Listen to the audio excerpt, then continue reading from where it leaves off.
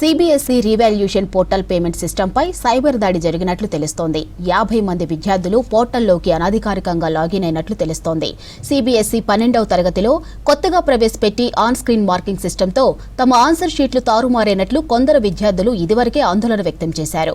దీనిపై స్పందించిన CBSE board విద్యార్థులకు ఆన్సర్ షీట్ల స్కానింగ్ కాపీలను అందిస్తామని తెలిపింది. వాటిని టాలీ చేసుకుని రీవాల్యూషన్కి అప్లై చేసుకోవచ్చని సూచించింది. రీవాల్యూషన్ కోసం చెల్లించవలసిన పేమెంట్ పోర్టల్పైనే తాజాగా సైబర్ దాడి జరిగిందని అధికార వర్గాలు తెలిపాయి.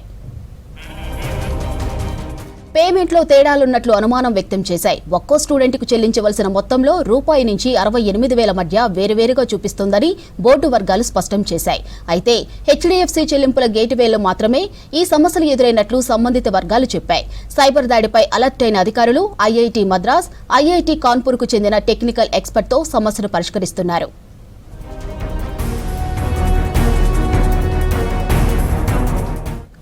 ఓఎస్ఎం మెథడ్లో తమ ఆన్సర్ షీట్లు మారిపోయాయని సిబిఎస్ఈకి ఇప్పటికే పలువురు విద్యార్థుల నుంచి కంప్లైంట్ చేశారు.